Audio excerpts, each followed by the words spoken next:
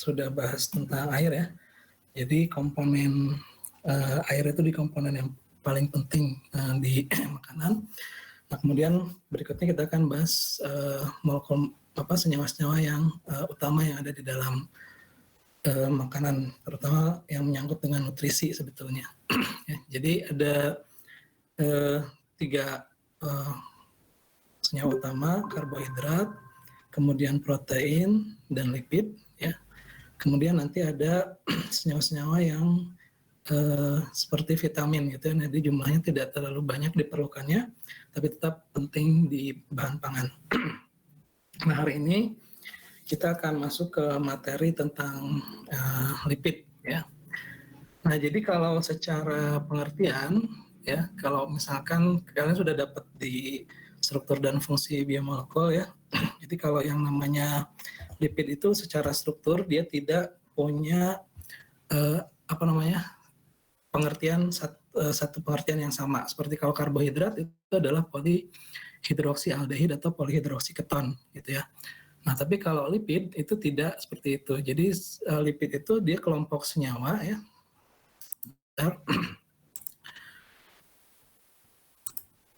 Ini ya, kelompok senyawa yang tidak larut dalam air. Jadi kesamaan dari semua senyawa golongan lipid itu adalah tidak larut dalam air, tapi larut dalam larut nonpolar. Jadi kalau secara struktur dia berbeda-beda ya, istilahnya diverse. Jadi beda, tidak sama, tidak hanya satu jenis kelompok senyawa, tapi dia berbeda-beda. Kesamaannya satu, dia tidak dapat larut dalam air. Nah, dari kesemua senyawa kelompok lipid yang akan banyak dibahas ini adalah trigliserida. Ya, jadi sebetulnya kan ada fosfolipid, kemudian sphingolipid, ada wax, ya, ada lilin, kemudian ada steroid, ya. Nah, tapi yang akan banyak kaitannya dengan bahan pangan itu adalah trigliserida. Nah, ada 2 yang termasuk ke dalam golongan trigliserida ini adalah lemak dan minyak. Jadi perbedaannya kalau lemak di suhu kamar dia fasenya padat, ya. Tapi kalau minyak ya dia berbentuk cair meskipun sama-sama dia senyawa golongan trigliserida. Perbedaannya adalah karena adanya asam lemak yang menyusunnya. Jadi asam lemak yang menyusun lemak itu adalah asam lemak yang jenuh. Jadi kebanyakan asam lemak yang menyusun trigliserida yang asam lemaknya jenuh itu nanti akan membentuk suatu lemak. Sedangkan kalau asam lemaknya dia punya ikatan rangkap ya, dia tak jenuh, maka dia akan membentuk minyak gitu ya. Itu perbedaannya. Jadi perbedaannya adalah pada komponen asam lemak yang membentuk trigliseridanya. Jadi kalau kita lihat secara struktur, trigliserida itu adalah gliserol ya, yang mengikat 3 asam lemak gitu. Nah, jadi kalau dibuat diagram Venn-nya itu seperti ini ya. Jadi dia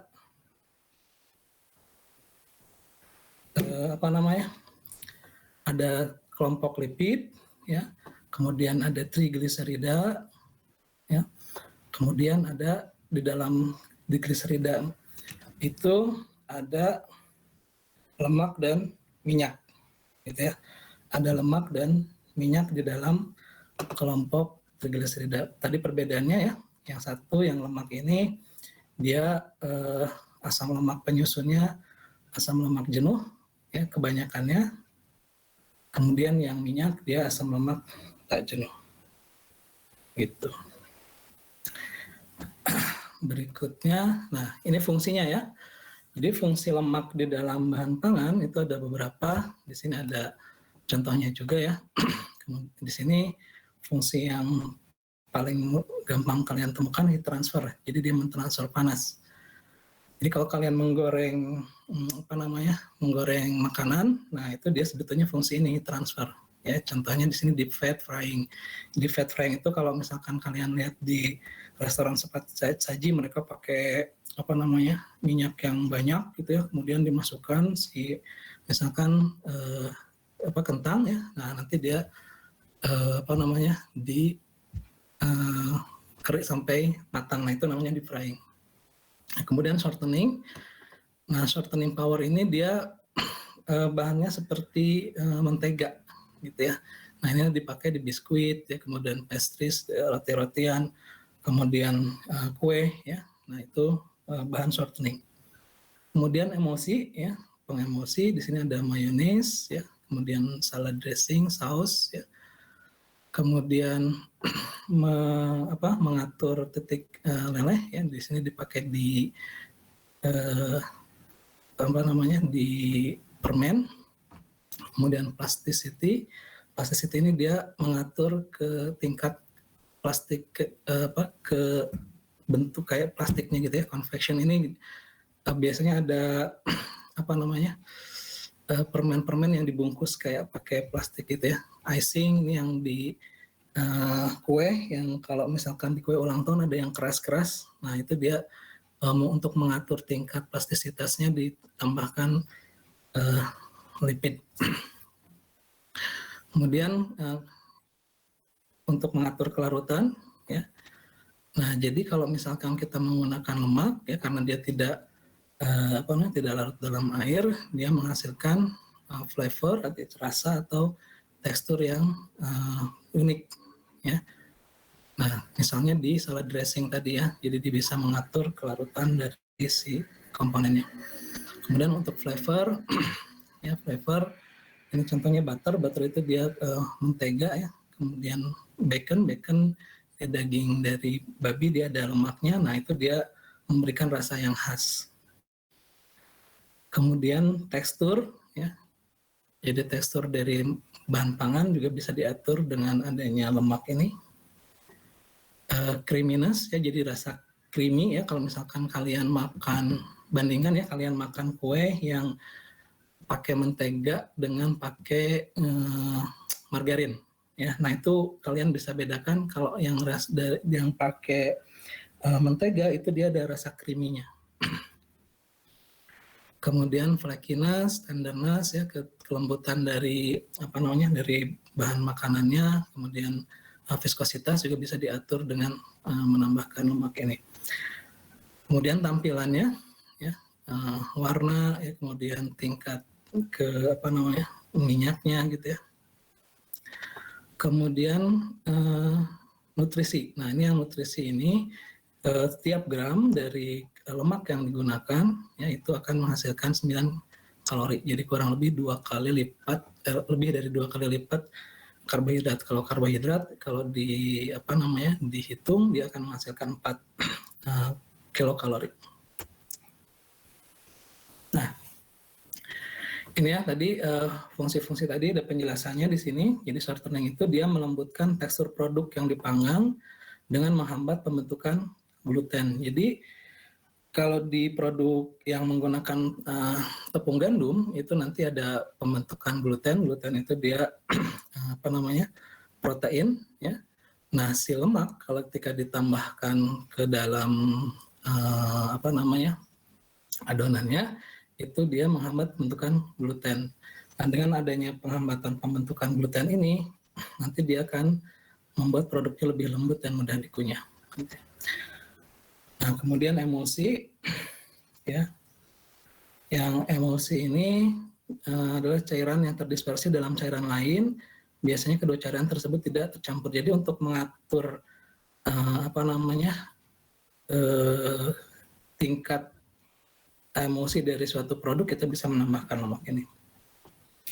Kemudian surfaktan, ya, dia agen aktif permukaan yang menurunkan tegangan permukaan larutan untuk meningkatkan kemampuan pembasahan dan ketercampuran. Jadi dengan adanya lemak ini, dia bisa mengatur tingkat kebasahan dari si bahan pangannya. Nah, ini ya yang heat transfer tadi contohnya ya. Jadi kalau misalkan kalian menggoreng makanan gitu ya, nanti ada terjadi ini sebetulnya. Jadi ini bahan makanannya misalkan ya, ini ada tengah-tengahnya. Nah, nanti air itu akan mengalami penguapan di sini. Ya. Air dan senyawa-senyawa volatil lainnya itu nanti akan menguap, dan minyaknya itu nanti akan terabsorpsi ke sini. ya. Nah, jadi di sini terabsorpsi, makanya kalau misalkan kita menggoreng makanan, minyaknya masuk, kemudian sebetulnya kalau ketika dia jadi crunchy, ya, itu sebetulnya karena tidak ada airnya di situ, gitu ya. Jadi pada deep fat frying, ya, itu nanti ada beberapa tahap ya, transfer kelembapan, itu maksudnya air, ya. Kemudian transfer lemaknya masuk ke dalam, airnya dia menguap, kemudian nanti terbentuk kerak di sininya. Makanya dia jadi kering kan kalau misalkan kita menggoreng makanan bagian sini nanti kering, ya. Kemudian pemasakan interior, jadi yang bagian tengahnya juga ikut masak juga. Jadi kalau misalkan kalian goreng tahu gitu ya, kalau cukup lama nanti bagian luarnya kan crispy, tengahnya dia tetap empuk tapi dia sudah matang gitu ya. Itu proses transfer kalor tadi. Nah, ini reaksi yang terjadi pada proses penggorengan, ya. Jadi di sini ada makanan, ya. Nanti ada proses aerasi karena ada udara yang masuk. Kalau ada aerasi berarti ada oksigen, ada gas oksigen. Kalau ada gas oksigen berarti kemungkinan itu akan terjadi reaksi oksidasi di sini, ya. Nah, karena ada oksidasi ini nanti akan terjadi hidroperoksida. Nah, terjadi senyawa di N. Jadi yang apa namanya, senyawa-senyawa yang punya ikatan rangkap itu nanti bisa mengalami oksidasi. Gitu. Nanti produknya akan menghasilkan alkohol, kemudian aldehyde bisa menjadi asam dan senyawa hidrokarbon juga. Kemudian dari conjugated diene ini akan mengalami dehidrasi, ya, dia menghasilkan keton, ya. Kemudian radikal bebas, ya, itu nanti akan bisa menghasilkan senyawa-senyawa dimer, trimer, kemudian epoksida, alkohol dan hidrokarbon. Ya. Nah, kemudian nanti di sini ada proses absorpsi minyak tadi, ya. Nah, dengan adanya absorpsi nanti kalau misalkan di dalam makanannya, di dalam bahan pangannya dia ada senyawa berwarna, ya. Nanti dia akan menjadi larut, ya. Nanti akan memberikan warna, ya, colored compound food lipid. Jadi senyawa-senyawa yang larut dalam lipid tadi. Kemudian di sini ada penguapan. Di penguapan ini nanti akan menghasilkan uap air, kemudian volatil, senyawa-senyawa volatil. Ini nanti kita bisa melihatnya sebagai asap, ya. Kemudian senyawa-senyawa antioksidan yang sifatnya mudah menguap juga akan menguap di sini, ya. Kemudian di sini ada proses hidrolisis, ya. Proses hidrolisis dengan adanya air yang masih ada di dalam dalam larutan, dalam minyaknya ini nanti ada proses hidrolisis, dia akan menghasilkan asam lemak bebas. Jadi ketika tadi minyak ini adalah trigliserida, nanti dia bisa menghasilkan asam lemak bebas, bisa menghasilkan digliserida yang baru dipotong satu, kemudian monogliserida, kemudian juga bisa menghasilkan gliserin. Gitu. Berikutnya ini ya, untuk emulsi, fungsi lemak sebagai emulsi. Jadi ada dua tipe, minyak dalam air. Jadi kalau minyak dalam air berarti airnya yang lebih banyak, gitu ya. Airnya lebih banyak, di mana butiran minyak ini terdispersi di dalam air yang ini.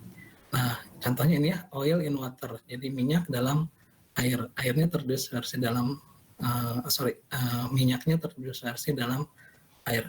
Yang kedua, air dalam minyak, berarti kalau ini minyak yang lebih banyak, gitu ya. Airnya terdispersi dalam minyak. Nah, untuk emulsi ini ada 3 ya, ada fase terdispersi, kalian juga sudah belajar di koloid ya. Terdispersi, pendispersi, kemudian ada emulsifier. Jadi bagian terdispersinya biasanya adalah minyak. Jadi berarti di sini yang minyak yang lebih sedikit, gitu ya. Kemudian fase pendispersinya itu umumnya bahan berdasar air.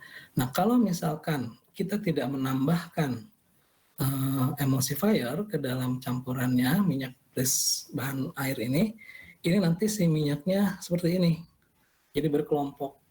Makanya kalau misalkan kita teteskan minyak ke air itu kelihatan kan, di sini ada kelompok, ada kelompok lain, teragregasi seperti ini. Jadi tidak rata. Nah, ketika kita menambahkan emulsifier ke sininya ke dalam campuran ini, maka nanti si minyaknya jadi terdispersi menjadi rata di sini.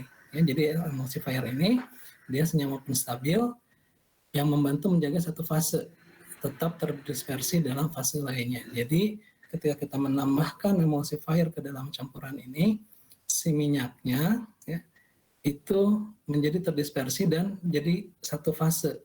Ya, semuanya ini jadi satu. Kalau ini terlihat jadi dua fase. Ya, kalau yang sebelah kiri itu dia dua fase, ya karena dia si minyaknya berkumpul seperti ini. Tapi kalau kita tambahkan emulsifier, maka dia menjadi seperti ini. Ya, itu emulsi. Ya. Nah, jadi si emulsifier ini fungsinya seperti ini. Jadi kalau misalkan kita tambahkan emulsifier, ya seperti ini ya gambarnya ya, gambarannya dia ada bagian yang hidrofilik, ada yang bagian hidrofobik. Di sini yang lancip itu digambarkan sebagai bagian hidrofobik, yang bagian sebelah sini itu yang hidrofobiknya. Hidrofiliknya ya. Nah, jadi kalau misalkan kita punya minyak dalam air ya seperti yang sebelah kiri ini, minyaknya itu yang warna abu-abu ya. Jadi ketika kita tambahkan si senyawa emulsifiernya, itu nanti dia mengelilingi si minyaknya, jadi kayak dikurung.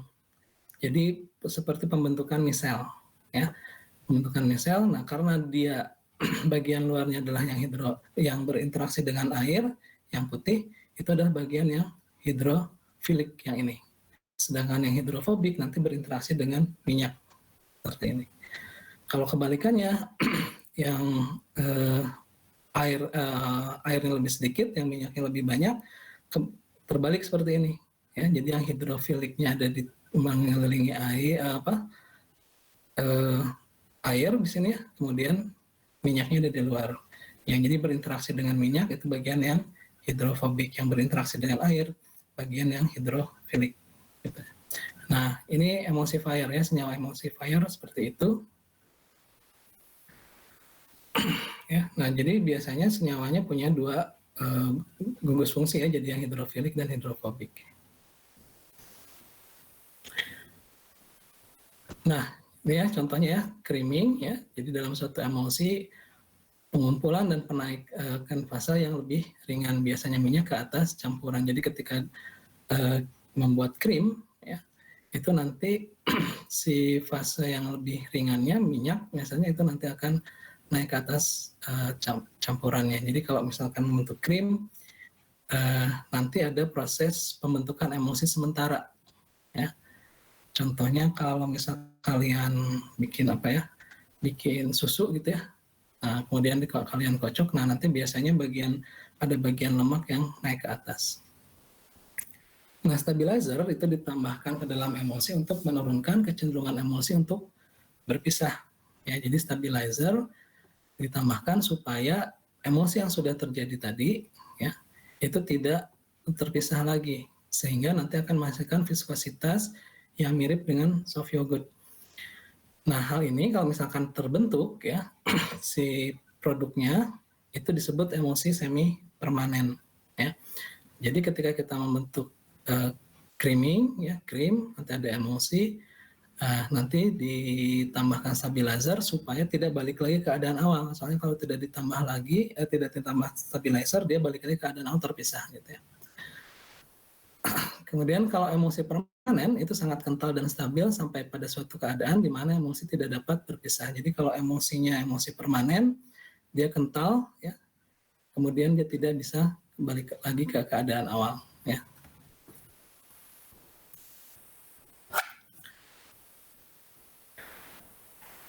Nah, titik leleh lemak ya, tadi yang trigliserida tadi ditentukan oleh karakteristik asam lemak yang menyusunnya ya.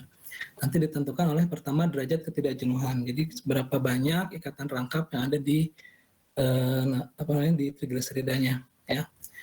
Jadi semakin banyak ikatan rangkapnya sebetulnya nanti dia sifatnya makin cair. Kemudian panjang rantai ya. Jadi R-nya nanti akan berbeda antara yang panjang rantainya misalkan 16 dengan 20 gitu ya, itu kan berbeda. Kemudian konfigurasi yang ada di ikatan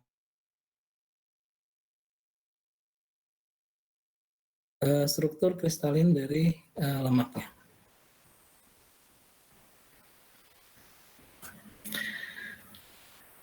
Nah, di dalam makanan si lemak ini nanti dia bisa membentuk kristalin, ya, kristalin lemak. Ya. Nah, bentuknya bisa ini, bisa bentuk alfa. Nah, kalau yang alfa ini dia acak, ya, yang alfa ini dia acak. Kemudian kalau yang beta dia lebih teratur kalau dibandingkan dengan yang alfa. Ya, jadi dia bisa ada bentuknya seperti ini bentuk terulang ya. Ini seperti ini, kemudian nanti ada si lemaknya molekulnya nanti membentuk struktur seperti ini, kemudian nanti berulang lagi seperti itu, gitu ya. Nah, jadi di sini ada keterulangan. Kalau yang beta itu sama semua. Ya, jadi kalau dia bentuknya miring seperti ini, ya semua seperti itu gitu si kristalnya. Nah, ini yang alfa ini yang paling tidak stabil. Jadi dia tidak stabil. Kemudian yang ini paling stabil, yang beta. Nah, kalau kita lihat dari sini keteraturan, ya, berarti yang ini, yang alfa ini dia paling mudah untuk dipecah. Makanya dia punya titik leleh yang paling rendah dibandingkan dengan yang lainnya. Kalau yang ini, karena dia bentuknya teratur, ya, maka dia akan lebih sulit untuk dipecahkan. Ya.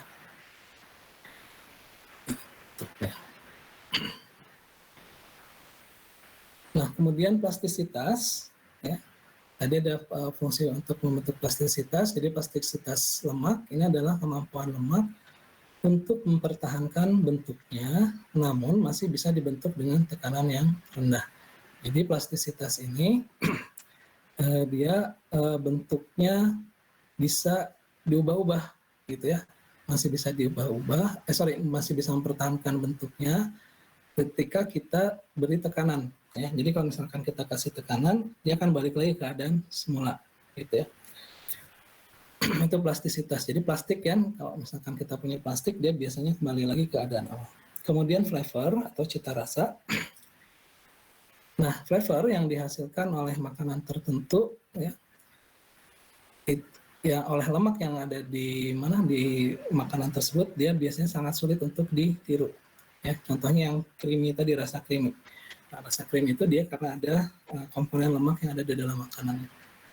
Kemudian tekstur, ya, dia juga berperan ke pembentukan tekstur dari makanan. Nah, kemudian tampilannya, ya, tampilan lemak dari makanannya itu bisa kita ubah, ya, dia bisa dibuat lebih menarik dengan menggunakan pigmen yang ada pada lemak alami makanan.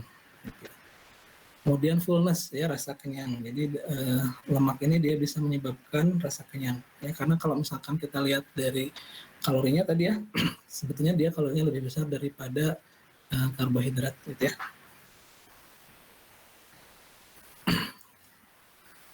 Nah, ini jenis-jenis dari lemak, ya. Jadi tadi ada mentega, ada margarin. Jadi kalau di sehari-hari biasanya suka bisa ditukar pemakaiannya, ya, mentega dengan margarin. Nah, sebetulnya ini berbeda, ya, sumbernya berbeda. Kalau yang mentega itu dari, kemarin kita bahas, ya, kalau tidak salah, mentega itu dari nabati, ya, kalau yang margarin dari hewani, gitu ya. Kemudian shortening, ini mirip seperti margarin, tapi dia warnanya tidak kuning, ya, dia putih biasanya. Kemudian ada minyak, ya. Kemudian ada lard. Kalau lard ini dia lemak yang asalnya dari babi, biasanya dia diambil khusus, ya, ada lard namanya. Jadi kalau misalkan kalian lihat di di informasi makanan, ya, di belakang, ya, kemudian nanti kalian lihat ada lard, berarti dia mengandung lemak babi. Kemudian cocoa butter. Nah, cocoa butter ini dia diambil dari tanaman coklat, ya. Jadi tanaman coklat itu warnanya sebetulnya tidak berwarna coklat, gitu ya. Dia cocoa itu warnanya putih sebetulnya. Nah, kalau misalkan diproses, gitu ya, dia ada proses fermentasi dulu, kemudian nanti ada pemisahannya, itu nanti kita bisa dapatkan lemak. Nah, lemaknya namanya cocoa butter. jadi butter ya, mentega yang asalnya dari cocoa. Kemudian ada fat replacer, jadi ini pengganti lemak, dia masih termasuk kelompok lemak juga. Nah ini proses pembuatan butter ya, yang ini. Jadi kalau mentega kemarin sudah saya bilang dia dari minyak ya, kemudian ditambahkan hidrogen ya H2 supaya ikatan rekapnya hilang ya, sehingga nanti dia bentuknya menjadi padat. Nah tapi kalau butter itu prosesnya seperti ini. Jadi di sini ada lemak yang ada di dalam susu, kemudian dia dikelilingi oleh oleh fosfolipid ya, semacam membran.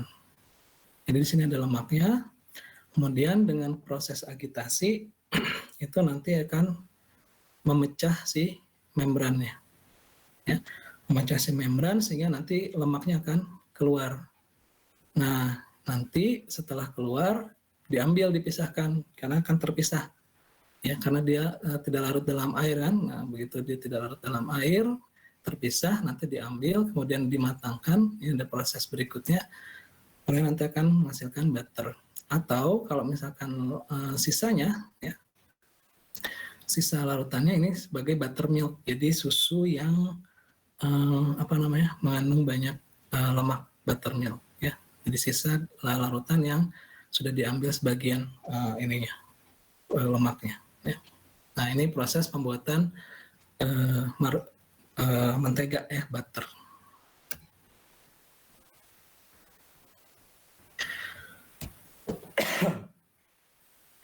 Nah, ini ada beberapa jenis mentega gitu ya. Pemilihan mentega untuk suatu aplikasi didasarkan pada rasa dan tekstur. Jadi proses di sini ya itu nanti akan menentukan mentega seperti apa yang terbentuk.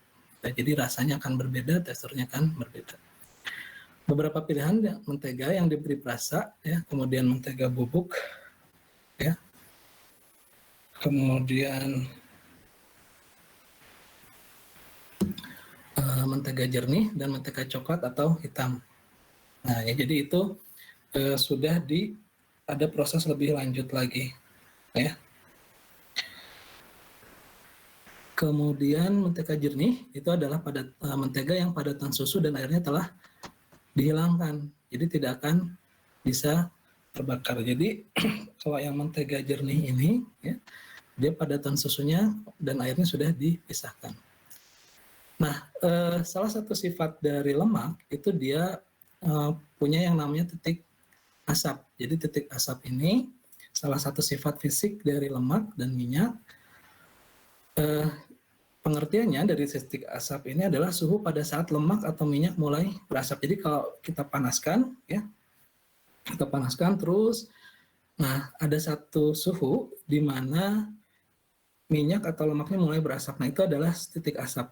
Jadi itu akan sangat ditentukan juga oleh komponen asam lemak yang menyusun minyak atau lemaknya. Ya. Kemudian margarin yang standar itu memiliki kandungan paling tidak 80% lemak, kemudian 16% air, dan 4% padatan susu. Ya, jadi di sini margarin yang sudah ditambahkan sebetulnya padatan susunya.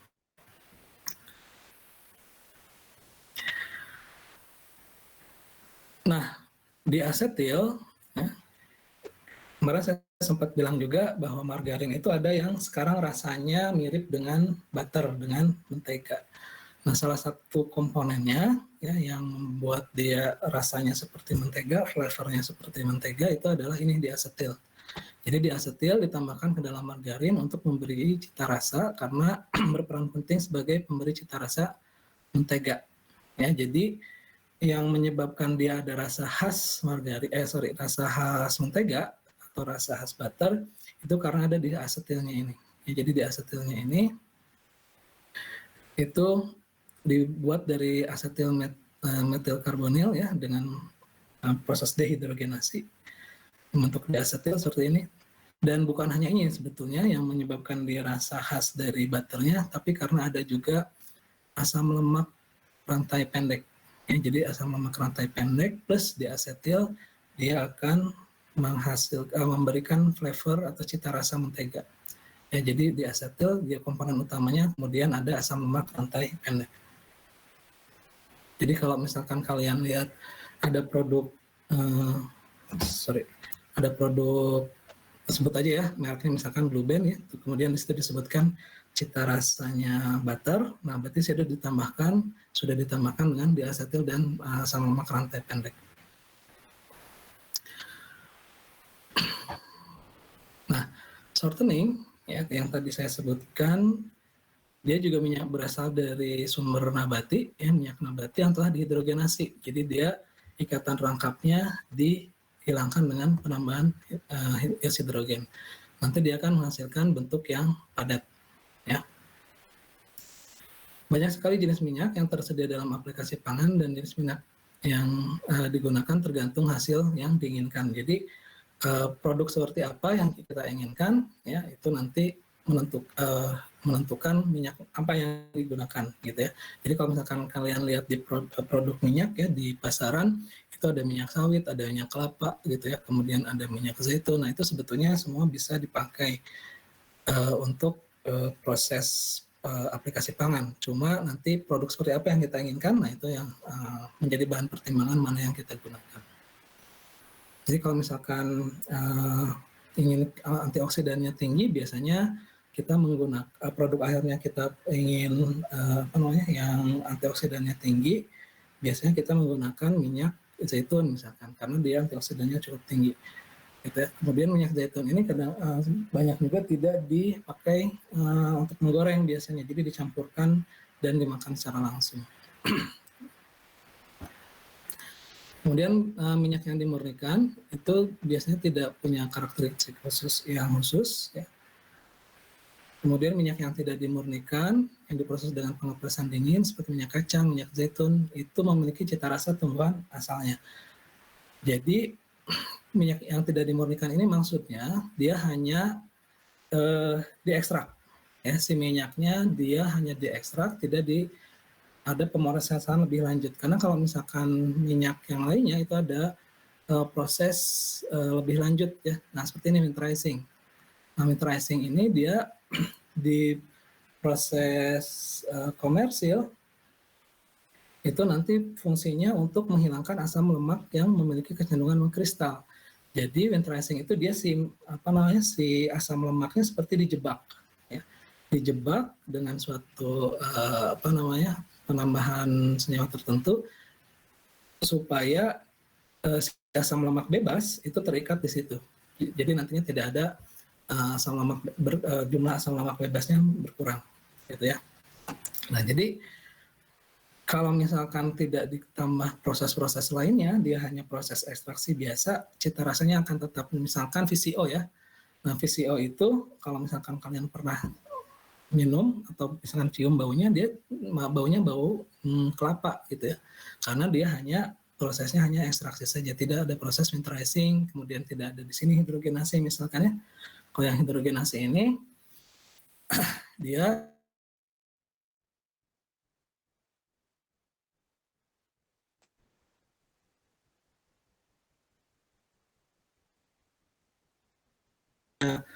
jumlah asam lemak tak jenuhnya tinggi banyak gitu ya, dengan reaksi hidrogenasi itu jumlah asam lemak tak jenuhnya berkurang ya, sehingga nanti dia jumlahnya bentuknya bisa menjadi padat yang tadinya cair.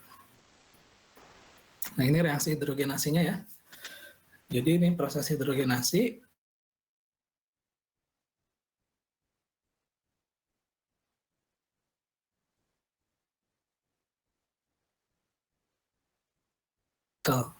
Ya, logam. Dengan adanya tekanan dan suhu yang cukup tinggi, nanti dia akan menghilang. Jadi nanti tadinya dia asam lemak tak jenuh, ya, dia akan berubah menjadi asam lemak jenuh.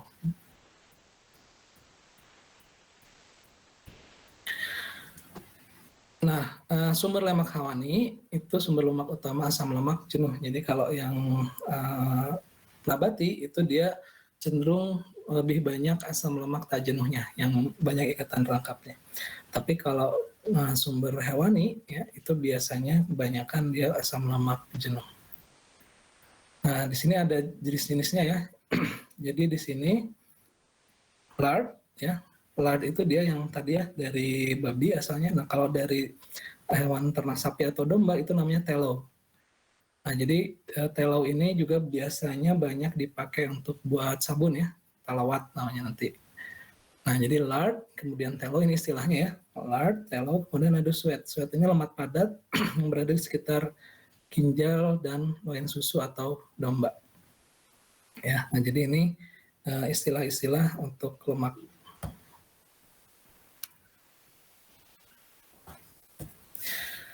Nah, di proses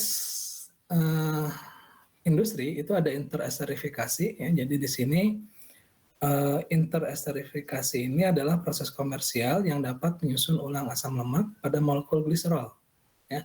Sehingga nanti diperoleh lemak dengan konsistensi yang lebih lembut. Jadi si asam lemaknya ini dipindah-pindah ya. Makanya namanya inter. Jadi dia masih dalam satu molekul yang sama tapi nanti posisi asam lemaknya dipindah-pindah ya, sehingga nanti akan menghasilkan produk lemak yang konsistensinya lebih lembut.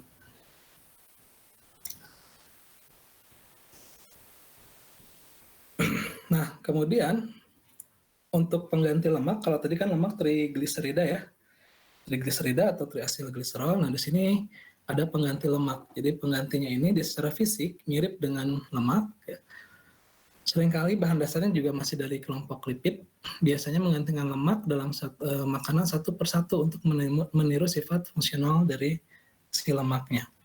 Ya, jadi di sini si pengganti lemak itu dia masih kelompok lipid dan nanti dia akan menggantikan satu-satu, artinya komponen mana yang digantikan gitu ya, nanti dia punya penggantinya sendiri gitu ya. Nah, mimetik ya, mimetik lemak ini adalah kelompok senyawanya yang bisa memimetik. Mimetik itu dia meniru ya. Jadi suatu zat yang larut dalam air berbahan dasar karbohidrat atau protein dan memiliki mouthfeel seperti lemak. Jadi mimetik itu meniru sifat dari lemak, tapi dia bukan lemak ya. Dia bukan lemak, dia dari kelompok karbohidrat atau protein. Tapi kalau misalkan kita rasakan ya, itu rasa di mulutnya itu sama seperti kita makan lemak. Jadi kalau misalkan kita makan lemak itu kerasa kan ya di mouthfeel-nya, itu mouthfeel lemak. Nah, nanti ada senyawa karbohidrat atau protein yang memberikan sensasi sama seperti itu gitu ya. Nah, itu mimetik lemak. Kemudian pengganti lemak larut dan extender menggantikan berat yang ditambahkan oleh lemak gitu ya. Nah, ini ya pengganti lemak. Nah, ini contohnya ya. Nih contohnya, ini adalah pengganti lemak tadi ya. Ada yang dari kelompok karbohidrat, protein, dan lemak. Nah ini ya, kita lihat satu-satu ya. Ini yang dari kelompok karbohidrat, yang bahan utamanya selulosa, itu ada Visel, ya, kemudian Metosel. Nah ini merek dagang, ya, ini sudah diproduksi. Nah komposisi dari produk-produk ini itu adalah selulosa yang dihaluskan sampai ukurannya mikropartikel. Nah, fungsinya apa? Fungsinya kalau yang selulosa ini dia menahan air, ya, kemudian membentuk tekstur pengental, ya, kemudian dia memberikan rasa seperti ada lemak dan stabilizing. Ya. Selulosa, kemudian dextrin, ya. Nah ini nih nama produknya. Nah ini termasuk tapioka sebetulnya. Ya. Dia tapioka dia bisa menghasilkan dextrin. Jadi dextrin itu dia karbohidrat polimer. Ya. Dia juga nanti bisa memberikan efek gelling ya, seperti gel, kemudian pengental, ya, membentukkan stabilizer, kemudian tekstur. Ya. Kemudian serat, ya. Ini ada produk-produknya. Ya, kemudian ini dari komposisinya, ya. Komposisinya ini dari oat itu dia semacam gandum, ya. Kemudian ada kacang kedelai, ya. Nah ini nanti memberikan efek moisturizer, ya, jadi lembut, lembab. Kemudian mouthfeel-nya juga muncul di sini. Ya. Ini yang dari grain, ya, ini dari bangsanya apa tadi, gandum, ya. Kemudian yang ini dari buah-buahan, ya. prune, kemudian dried plum paste. Nah ini memberikan efek gelling ya, kemudian pengental ya, stabilizer, tester juga ya. Kemudian ada gom. Gom ini dia kalau misalkan kalian ambil sedikit ya, kemudian masukkan ke air, itu nanti dia si airnya jadi kental seperti apa ya, seperti agar ya. Nah ini merek pedagangnya ya. Nah di dalam gom ini dia ada hidrokoloid, hidrofilik dan hidrokoloid ya.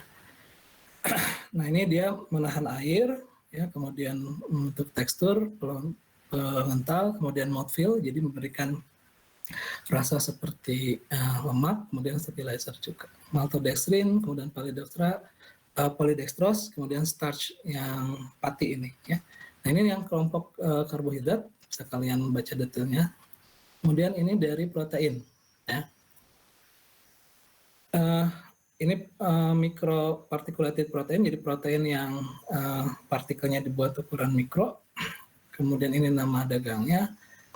Ini asalnya si proteinnya itu dari whey itu dari susu yang sudah dipisahkan si proteinnya, kemudian dari susunya sendiri, kemudian dari protein telur. Nah ini memberikan efek mouthfeel, jadi rasanya seperti lemak. Kemudian ini protein juga ya. Ini merek dagangnya, dia asalnya dari protein whey, kemudian yang lainnya di sini. Ya, dia bisa berasal dari telur, bisa berasal dari dari susu atau dari protein nabati yang ini. Kemudian ini yang bahan dasarnya dari lemak, ya, emulsifier. Ya, ini merek dagangnya. Ini ada mono dan digliserida. Ya, jadi monogliserida, digliserida itu juga bisa digunakan sebagai emulsifier. Ya, jadi yang tadi ya, berarti yang membentuk misel ya, si emulsifier ini monogliserida dan gliserida bisa digunakan sebagai emulsifier seperti tadi. Kemudian ini ada salatrim, ini merek dagangnya. Nah ini sintetik ya, trigliserida sintetik, ada yang pendek, ada yang panjang si asam lemaknya. Kemudian lipid analog ya, analog dari lipid, ini merek dagangnya. Di sini ada sukrosa, jadi sukrosa, kemudian ada lemak dan minyak dia dicampur ya. Kemudian nanti dia akan memberikan efek mouthfeel ini. Nah ini emulsi air minyak di dalam air fast extender dari lot.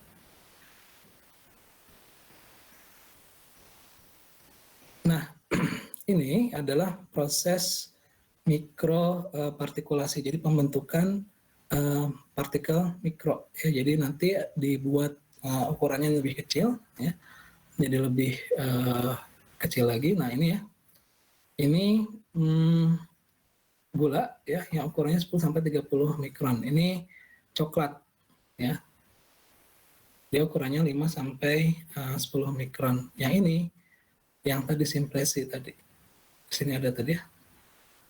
Kalau tidak disebutkan. Nah, yang ini nih, protein tadi ya, simplesi ini dia dibuat. Jadi sebetulnya yang ini adalah protein ya, tapi dia ukurannya dibuat ukuran mikropartikelnya. Ya, nah ini yang memberikan efek mouthfeel seperti lemak.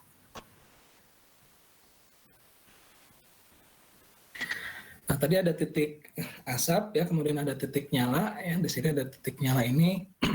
Suhu ketika percikan api muncul di permukaan zat yang dipanaskan. Jadi kalau misalkan kalian terus panaskan, nanti dia muncul asap ya. Kemudian kalau dipanaskan terus ya, nanti dia akan muncul percikan api. Nah, itu disebut sebagai titik nyala. Kemudian titik api itu kalau misalkan dia mulai terbakar. Ya, jadi suatu zat yang dipanaskan membentuk api dan terbakar paling tidak selama 5 detik. Ya, jadi kalau urutannya ya tadi titik asap dulu ya tercapai, kemudian titik nyala, mulai ada percikan api, kemudian nanti ada titik api. Ya. Nah itu pengertiannya. Kemudian ada polimerisasi. Proses polimerisasi ini ketika asam lemak bebas berikatan, ya, menghasilkan residu gelap dan minyak yang lebih kental dan rentan terhadap penyembunan. Nah, proses ini terjadi ketika dilakukan pemanasan yang berlebih. Jadi kalau misalkan kita melakukan pemanasan yang terlalu tinggi, nanti biasanya minyaknya menjadi gelap. Nah, itu terjadi karena proses polimerisasi. Ya. Dia menghasilkan produk yang lebih gelap, kemudian dia lebih kental dan rentan terhadap penyembunan. Kenapa dia lebih mudah mengalami penyembunan? Karena dia sudah menghasilkan asam lemak bebas gitu ya, lebih banyak. Nah, ini supaya lebih lebih awet ya, kalau misalkan kita menggunakan minyak. Nah, dari peralatan, kemudian dari pemanasan, dari proses selama pemanasannya dan penyimpanannya. Jadi kalau misalkan dari segi alatnya, kita kalau bisa, kalau misalkan kita mau masak dengan menggunakan minyak, kita pakai yang stainless steel. Ya, stainless steel supaya dia tidak mengalami reaksi. Ya, stainless steel ini relatif dia lebih tahan terhadap reaksi gitu ya. Kemudian deep narrow containers untuk kalau misalnya kita deep fat frying ya, kalau kita mau bikin yang kayak di restoran cepat saji itu, dia si tempatnya tuh harus dalam gitu ya, harus dalam, kemudian dia narrow itu sempit, jadi kecelup semua ya. Kemudian jangan terlalu tinggi ya, jangan lebih dari setengahnya kalau misalkan kita pakai deep fat frying ini. Kemudian kalau misalnya kita menggunakan dia secara rutin, maksudnya untuk yang komersial, paling tidak dibersihkan setiap seminggu. Gitu ya. Kalau dikira kan tiap selesai dipakai sebenarnya dicuci ya. Nah, kemudian ada exhaust, jadi uapnya itu nanti dibuang langsung. Nah, ini dari segi peralatan, kemudian pemanasan di sini. Ya. Suhunya jangan terlalu tinggi, sekitar 170 sampai 232 derajat Celcius. Nah, kalau misalkan terlalu tinggi, ya, kalau misalkan suhunya terlalu tinggi, bagian dalamnya itu pasti pernah kalian coba ya, dari yang dalamnya masih mentah, yang luarnya dia gosong, gitu kan, gitu. Jadi kalau terlalu tinggi, jadi kalau terlalu rendah juga dia nanti tidak matang. Ya. Jadi jangan terlalu lama juga ya. Kemudian kalau misalkan sudah selesai menggoreng, itu jangan jangan langsung ditambahkan. Jadi tunggu sampai suhunya tercapai. Karena ketika diangkat itu sebenarnya suhunya jadi turun dulu kan. Nah, itu diangkat, turun dulu, nah nanti tunggu dulu sampai dia kembali ke suhu semula. Nah, untuk minyak, titik apinya itu sekitar 316. Jadi kalau sampai ada api gitu ya, dan itu biasanya jarang terjadi ya kalau misalkan di rumah, itu berarti suhunya udah mencapai 316 lebih, karena titik apinya itu dia di sekitar sini. Titik nyalanya itu dia sudah di sekitar 316 derajat Celcius. Nah, kemudian selama proses fryingnya, selama proses penggorengannya, kita harus menggunakan minyak yang titik apinya itu di atas 216. Jadi tiap minyak itu sebetulnya punya nilai titik api sendiri ya. Nah, jadi kalau misalnya kita bisa memilih ya, kalau misalnya ini sebetulnya untuk proses industri banyaknya ya. Jadi kita menggunakan minyak yang titik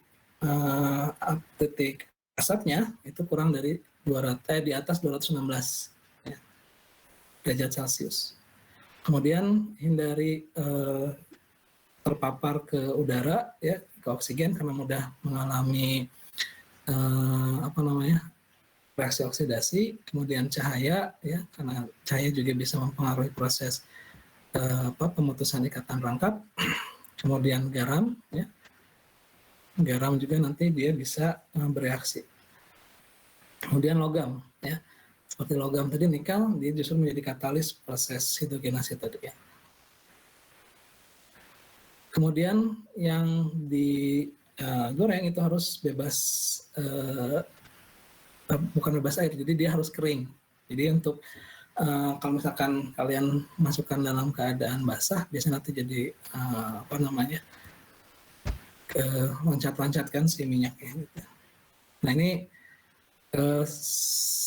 untuk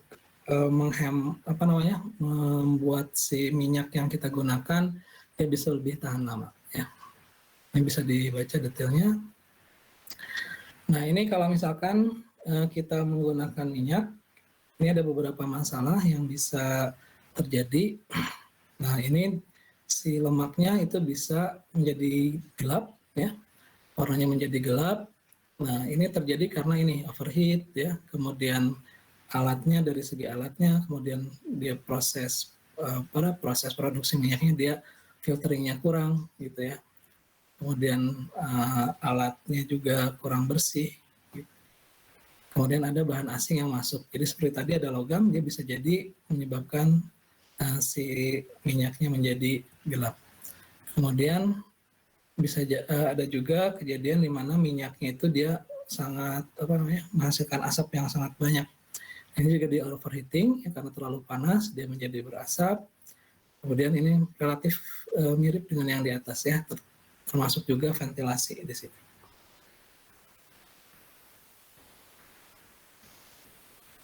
Kemudian ini, ya, si lemaknya tidak bisa menahan panas, artinya dia tidak sesuai, ya.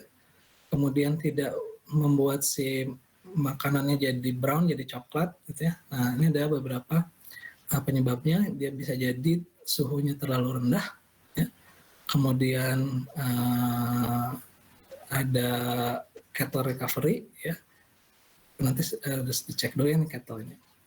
Kemudian ada excessive foam development, jadi dia ada busa. Biasanya kalau misalkan kita, terutama kalau kita masak yang proteinnya tinggi, itu nanti dia menghasilkan busa. Jadi kalau misalkan kalian goreng telur, nah kalian panaskan, itu biasanya ada busa yang dihasilkan.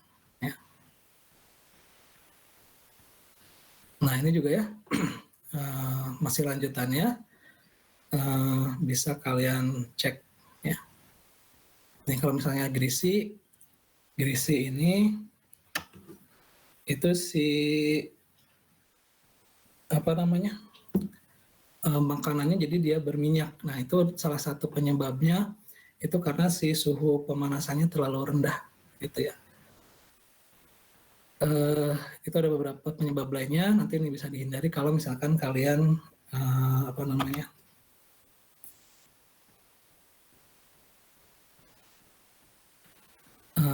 bekerja di industri pangan. Nah ini preparasi makanan yang bisa kita tambahkan lemak. Nah untuk makanan ini biasanya kita ingin makanan yang tidak terlalu tinggi kadar lemaknya, gitu ya. Jadi kita menggunakan makanan yang kadar lemaknya rendah, ya, terutama kadar lemak jenuhnya yang tidak punya ikatan rangkap itu dikurangi, gitu ya.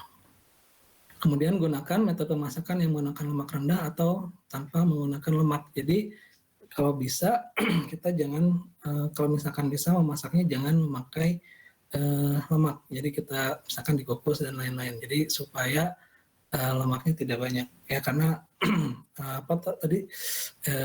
hasil reaksi dari pemanasan lemak juga lumayan, nanti ada produk-produk yang kurang bagus untuk kesehatan. Nah, jadi kurangi lemak dalam resep masakan. Nah, ini perbandingan ya dari beberapa trigliserida sebetulnya ya. Jadi ini yang paling tinggi monounsaturatednya ya. Nah, olive oil itu dia termasuk yang kadar monounsaturatednya tinggi, yang asam lemak tak jenuh tunggalnya tinggi di sini. Olive oil, kemudian ada canola oil, minyak dari kacang. Jadi sebetulnya ada kacang, kalau misalkan kita press ya, kita ambil minyaknya, kita dapat minyak. Nah itu juga cukup tinggi monounsaturated fatty acid-nya. Kemudian yang polyunsaturated fatty acid-nya tinggi itu ada safflower. Ini dari bunga ya. Kemudian ada minyak dari minyak bunga matahari ya. Dia juga tinggi polyunsaturated-nya. Kemudian jagung ya, jagung kalau misalkan kalian beli juga di pasaran dan sudah ada ya, minyak jagung itu dia tinggi polyunsaturated fatty acid-nya. Kemudian soybean, ini minyak kedelai ya. Kemudian cottonseed ya, nah ini juga dia tinggi polyunsaturated fatty acid-nya.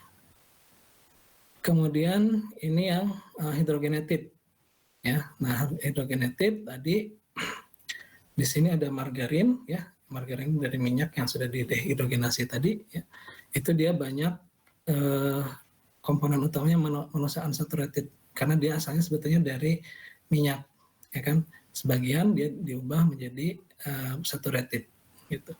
Kemudian vegetable shortening tadi yang mirip margarin dari sumber nabati kemudian dihidrogenasi ya. Kemudian ini yang tinggi saturatednya coconut oil.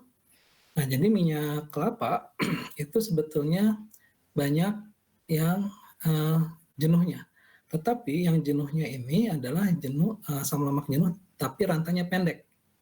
Ya, jadi komponen utama asam lemak yang ada di minyak kelapa itu adalah C12 asam laurat. Ya, jadi makanya di sini masih bentuk minyak, tapi dia banyak komponen yang saturated yang jenuhnya. Kemudian butter, yang tadi ya, yang dari susu ya.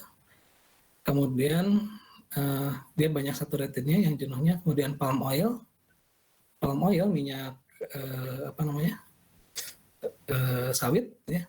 Itu dia juga banyak komponen asam lemak jenuhnya, hampir 50-50 ya, dengan yang tak jenuhnya. Makanya dia bentuknya masih cair di suhu ruangan. Kemudian lard yang dari yang dari babi tadi ya, dia banyak komponen asam lemak tak jenuhnya. Nah, kalau kita perhatikan dari sini kandungan kolesterolnya, kalau misalkan kita lihat dari sumber nabati itu tidak ada kolesterolnya. Jadi kalau misalkan ada iklan suka disebutkan kan minyak apa gitu ya, minyak goreng apa tidak mengandung kolesterol, karena memang di tanaman itu tidak ada kolesterol ya, adanya fitosterol. Jadi kolesterol tinggi itu adanya di lemak-lemak yang asalnya dari hewan, yang seperti ini kan, butter tadi dari susu kan, lemak hewani. Kemudian lard itu juga tinggi, lumayan ada kolesterolnya ya, karena dia sumbernya dari hewani. Jadi kalau sumber nabati dia tidak ada kolesterolnya sebetulnya. Jadi kalau ada iklan seperti tadi, minyak goreng yang, misalkan minyak goreng dari, biasanya dari ini ya, dari minyak sawit, ya memang tidak ada kolesterolnya gitu ya.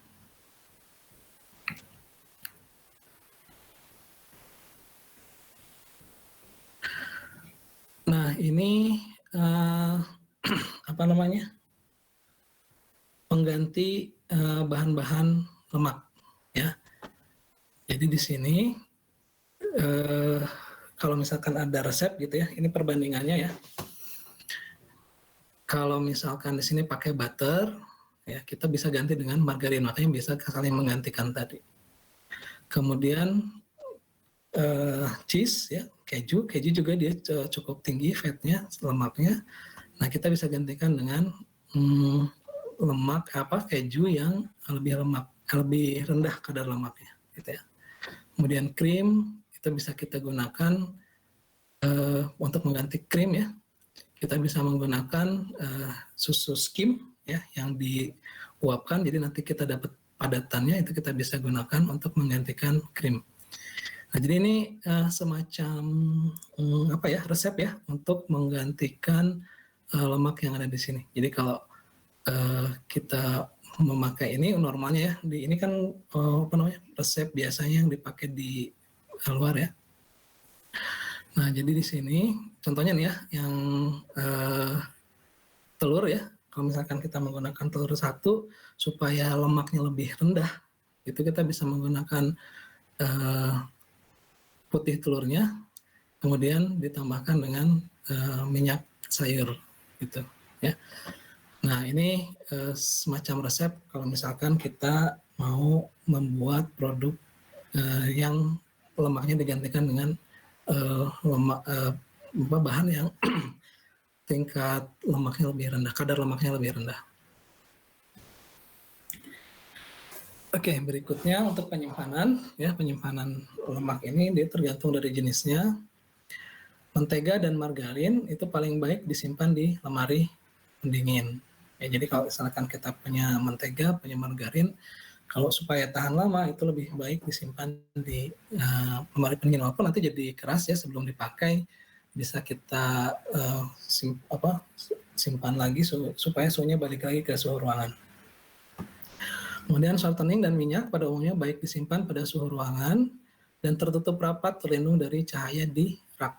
Jadi kalau misalkan shortening kemudian minyak itu kalau bisa ya wadah penyimpanannya itu dia ketutup tidak kena cahaya gitu, karena tadi dia mudah mengalami oksidasi juga, reaksi oksidasi. Kalau disimpan di lemari pendingin akan bertahan lebih lama ya, karena tadi reaksinya sebetulnya dihambat, cuma nanti kalau misalkan mau dipakai dia agak susah karena harus dikembalikan ke suhu ruangan dulu. Nah, minyak zaitun itu dia punya masa simpan yang lebih pendek dibandingkan minyak sayur lainnya, sehingga sebaiknya disimpan dalam keadaan dingin segera setelah dibuka. Jadi kalau misalkan minyak zaitun itu kita buka, nah sebaiknya setelah dibuka itu langsung kita simpan di lemari pendingin. Nah, salah satu kerusakan dari lemak ini terjadinya ketengikan. Ya, ketengikan ini terjadi karena kerusakan kimiawi lemak yang terjadi ketika molekul trigliserida dan atau asam lemak yang terikat pada molekul gliserol terpecah menjadi unit yang lebih kecil dan menghasilkan kerusakan cita rasa dan bau. Jadi kalau misalkan kalian pernah mencium bau dari tengik ini, sebetulnya yang menghasilkan bau tengik ini itu adalah hasil pemecahan kimiawi dari trigliserida ya dan asam lemak ya, produk-produk kecilnya itu nanti akan menyebabkan bau tengik itu ya. Kemudian ada dua jenis penyebab ketengikan, ada yang ketengikan hidrolitik dan oksidatif. Nah jadi ini ya ketengikan hidrolitik ya, lemak menjadi tengik ketika terpapar air. Biasanya air tersebut membeku pada makanan yang akan digoreng. Jadi kalau misalkan kita menggoreng makanan, ya, kemudian makanannya masih banyak kadar airnya, itu nanti si airnya bisa menjadi penyebab terjadinya ketengikan. Kemudian ketengikan oksidatif, ya, ini lemak menjadi tengik ketika terpapar oksigen di udara. Nah, jadi ini reaksinya ya. Jadi ini ada asam lemak. Kemudian nanti dengan adanya panas dan cahaya, kemudian biasanya ada logam juga, nanti akan membentuk radikal seperti ini. Nah, nanti ini mengalami reaksi propagasi, ya ini yang oksidatif ya. Kemudian ada oksigen untuk menghasilkan radikal yang ini. Ya, kemudian nanti ada tahap terminasi. Jadi ada 3 tahap ya, inisiasi, propagasi, dan terminasi. Terminasi ini menghentikan radikal-radikal ini. Nah, nanti produknya yang di sini itu yang menyebabkan produk pangannya dia menjadi tengik, ya, produk yang di bawah hasil terminasi.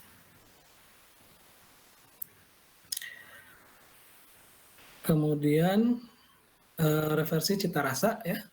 Jadi penguraian atau proses oksidasi asam lemak esensial, misalnya asam linoleat yang ditemukan pada minyak sayur tertentu menyebabkan perubahan cita rasa yang tidak diinginkan sebelum terjadinya ketengikan. Jadi ada beberapa produk ya, produk makanan yang belum sampai tengik tapi dia sudah merubah cita rasa. Nah, contohnya di sini ada oksidasi dari asam lemak esensial, misalnya asam linoleat ya, nanti mengalami oksidasi, dia ada aroma yang muncul. Minyak yang umum digunakan ini biji kapas, jadi biji kapas juga dia punya minyak. Ya, kalau misalnya kita ambil, ada minyaknya, jagung juga, ya, dia sangat tahan terhadap reversi cita rasa. Ya, jadi reversi cita rasa ini dia sudah ada perubahan cita rasa, tapi belum sampai tengik, gitu ya. Nah, minyak biji kapas ya, dan jagung dia tahan terhadap reversi cita rasa ini. Nah, pencegahan ketengikan, supaya kita bisa mencegah terjadinya ketengikan, produk yang sudah tengik itu harus dibuang. Jadi karena dia tadi ya, kalau kita lihat di sini ada reaksi radikal, ya. Berarti kalau misalkan dia sudah tengik, berarti dia ada senyawa radikalnya. Ya, makanya dia harus dibuang supaya tidak nular istilahnya ya, cuma tidak menular ke produk yang lainnya. Kemudian di masa yang lalu, produsen sereal menambahkan asam lemak jenuh ke dalam produk mereka untuk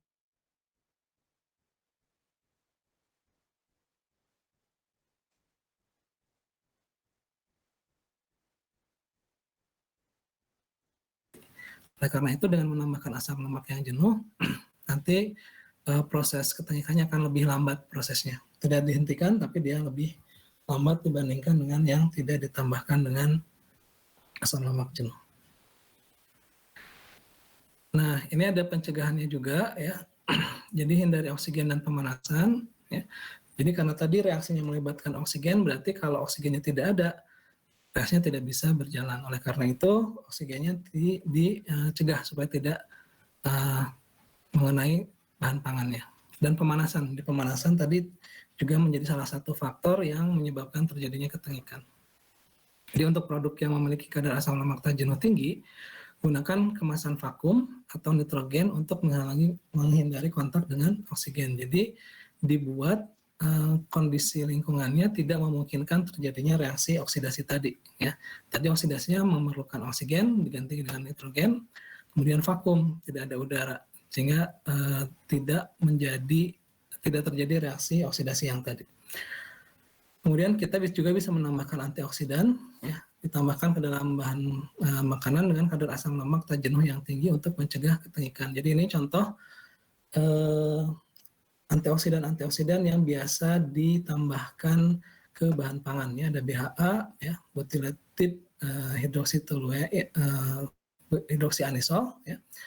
Kemudian tersial butyrkresol, parakresol, yang ini BHT, kemudian TBHQ, sama propildat. Nah, ini adalah senyawa-senyawa antioksidan yang biasa ditambahkan ke makanan untuk mencegah terjadinya ketengikan. Oke, itu materi tentang lipid. Ada yang mau ditanyakan? Bapak mau tanya. Ya, silakan. Tadi kan kayak mentega sama margarin itu tuh sebetulnya dia penyimpanannya itu yang baik kalau di itu ya Pak, di lemari es gitu ya Pak. Ya. Ya. Nah, terus kalau misalkan di rak kayak di market gitu, gimana cara apa sih menanggulanginya gitu kan? Dia apa sih? Apa ya berminggu-minggu gitu ada di luar ruangan, di luar yang suhu rendah gitu.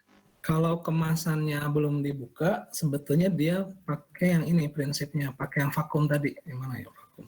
Nah ini ya. Jadi kalau misalkan dia disimpannya masih di suhu ruangan, tapi dia kemasannya belum dibuka, berarti kan dia vakum tuh. Nah kalau dia vakum, reaksi reaksi yang terjadinya juga dihambat karena tadi reaksinya perlu ada oksigen gitu. Jadi ketika dia vakum kondisinya tidak ada oksigen, reaksinya tidak bisa berlangsung gitu.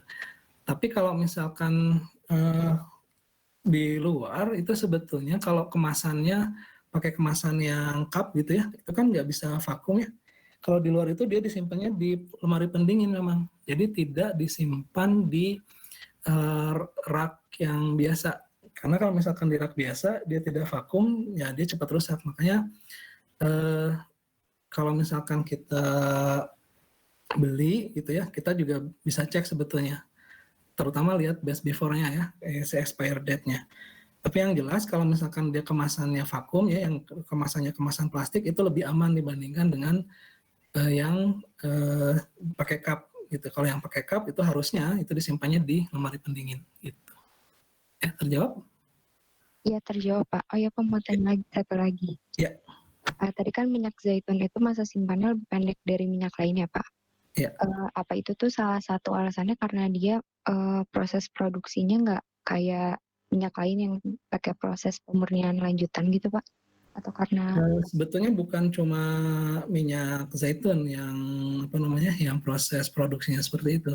Tapi tadi kalau kita lihat di sini, yang olive oil itu dia tinggi kadar asam lemak tak jenuhnya.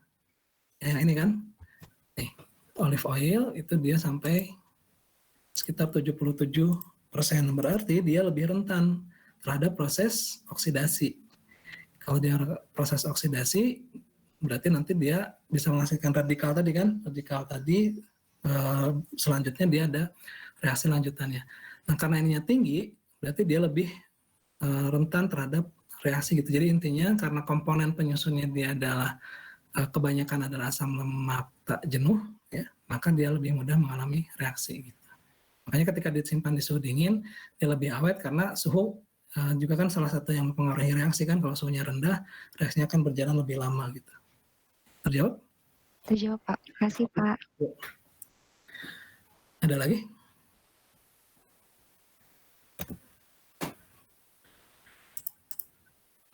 Oke, kalau tidak ada, nanti saya lupa nih belum buat absen lagi. Nanti saya buat ya habis ini, tolong diisi absennya. Nanti saya kasih tahu ke apa sampai jam berapa ya, sekitar jam 6-an ya, tolong diisi ya. Oke, kalau misalkan tidak ada yang mau ditanyakan lagi, mungkin saya cukupkan dulu ya sekarang. Terima kasih atas perhatiannya. Assalamualaikum warahmatullahi wabarakatuh. Waalaikumsalam warahmatullahi wabarakatuh. Terima kasih. Terima kasih. Terima kasih Pak. Terima kasih banyak.